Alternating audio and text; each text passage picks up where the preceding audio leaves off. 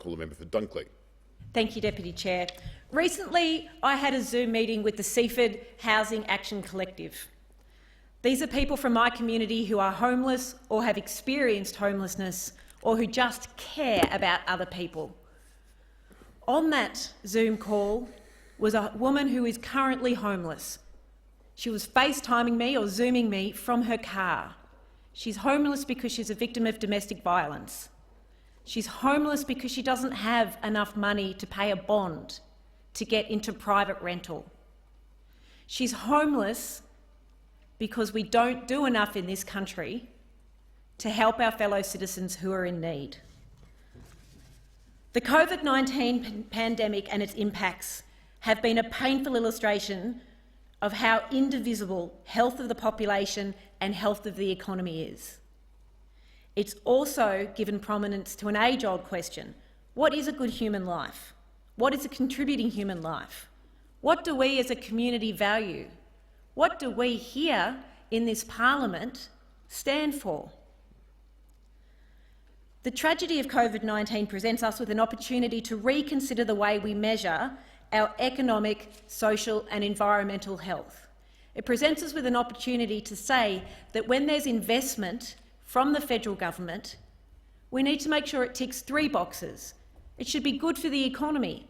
It should be stimulus. It should help jobs be developed. Secondly, it should be good for the environment, for the future of not only our country but our planet. And thirdly, it should be good for social capital. It should be good for the community and the people that live in Australia. In my electorate, right now, there are about 600 people who are homeless. We have a shortfall of 3,000 social and public housing dwellings. We need investment in this country that is good for the economy. Social housing ticks that box.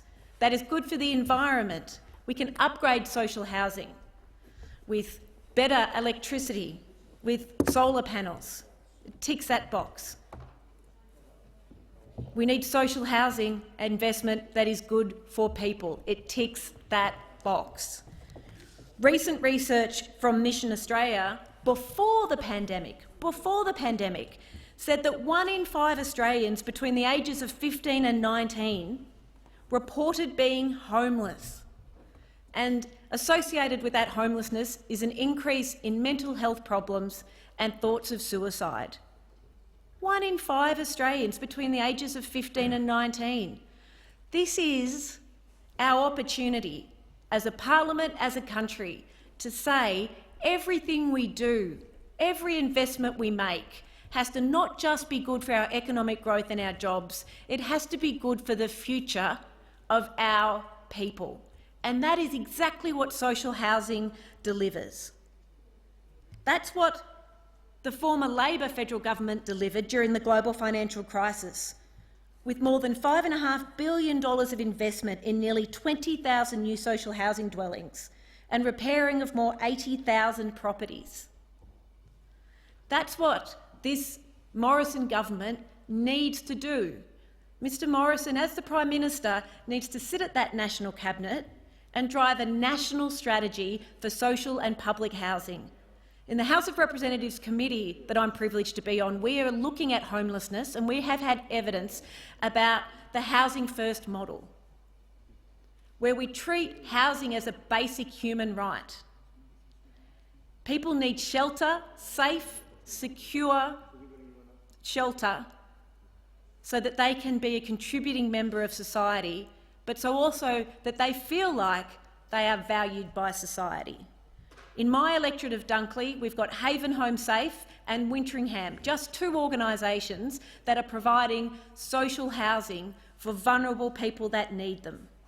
We know from studies conducted by the ANU and other experts that significant numbers of Australians, because of COVID-19, are suffering from rental stress. We have a rental ticking time bomb coming our way. The member for Goldstein and others might like to talk about Australians owning houses. For many people, like the woman who I spoke to who was Zooming me from her car, she's not dreaming at the moment of owning a house. She's dreaming of having a roof over her head. This government needs to invest in social housing, and it needs to do it now.